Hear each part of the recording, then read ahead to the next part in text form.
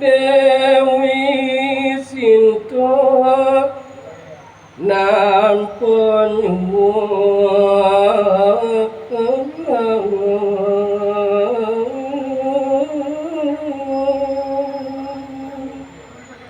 inggih ring sejarah ring pitaket sane kaudarayan oleh Ijo Betara Brahmo keadiangan ide Dewi Sinta banget nyuk semayan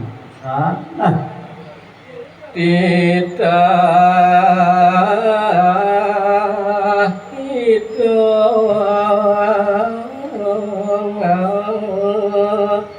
yang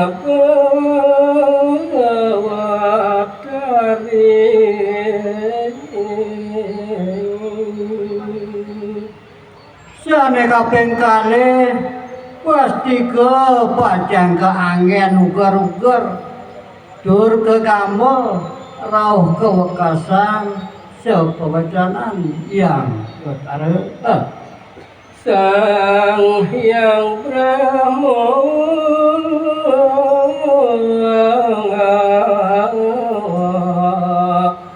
raris ninggal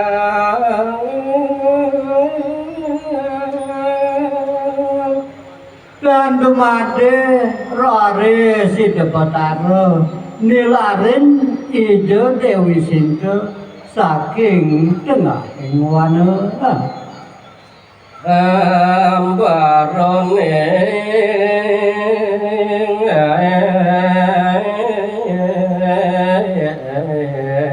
neka fungsi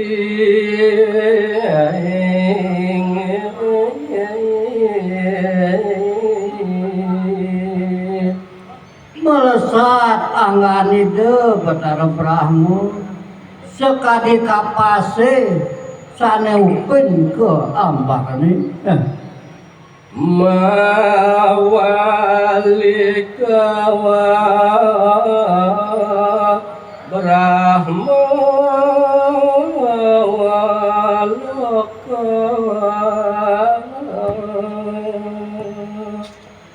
mungguing ketujuan ide wadah pacang mewali ke Brahma Loka ring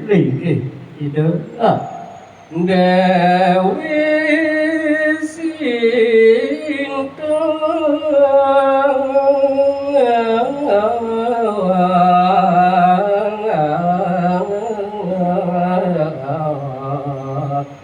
kelanturin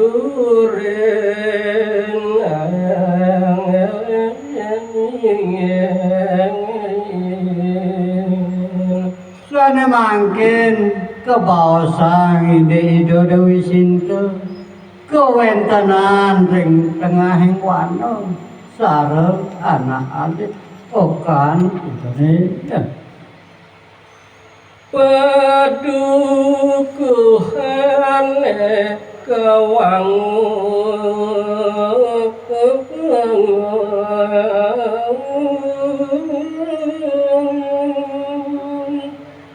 sane mangkin sampun kebasida sane ngwangun pesayuban winakadi pondok pertukuhan ring tengahing wana punika nentan nituang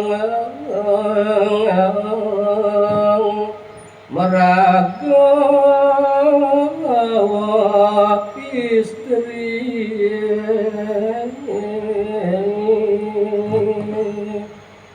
lali tidak rengangkan meragawa istri pacang ngaryani pertukuhan punika sampun plintang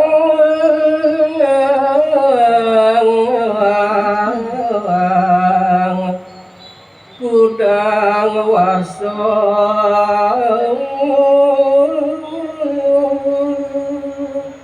nenten kewilangan sampun kudang warsa lamanya Dewi Sinta ring delengen wanu punika puteranyane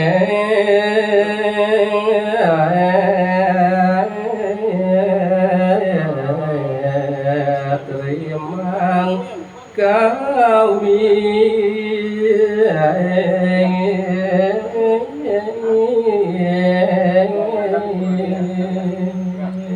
rauhing putranida yakti darimang kawin nenten kapiamon nglanus sida saking wangumpas rawuh mangkin gelis dhuwur lanus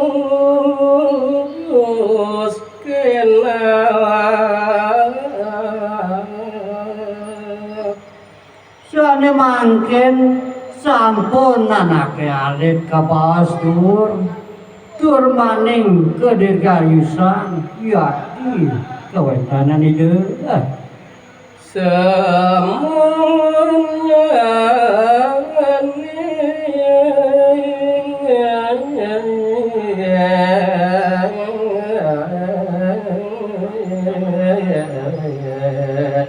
nganyutin hati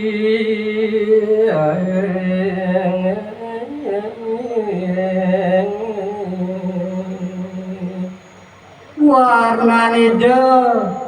yakti bagus halep pengadegan anut wantah yukti ngopadin sang saningan tenan mabusano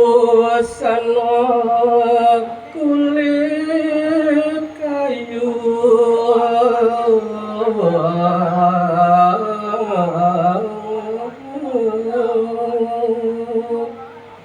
riantukan kawentanan ide ring tenganing wana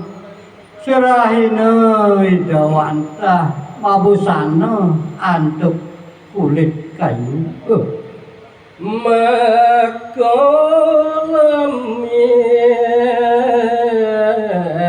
kasur sunyi kenten taler rauhing ring kasur pekolaman ide dan siosan ring sumi utawi pun-punan rayonane sarwa pala kenten taler serahina ida setata ngerayunan sarwa pala umpaminipun woh-wohan manggis sentul utawi palabuka kaselawiyatin ubi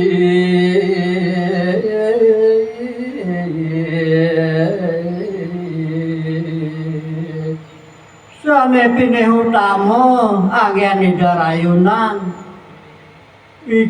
punika wantah kesela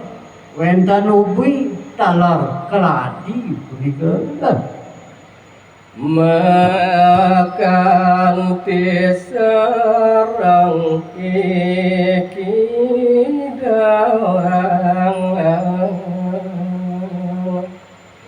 kekantenida sane ngiring serahina maporos ngerereh sang wantah kadi ipun kita asering borone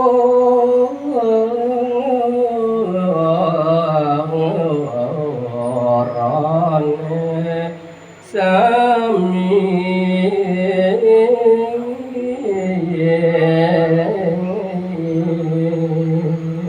yening basa akeh malih wenten pinaka pesawitranida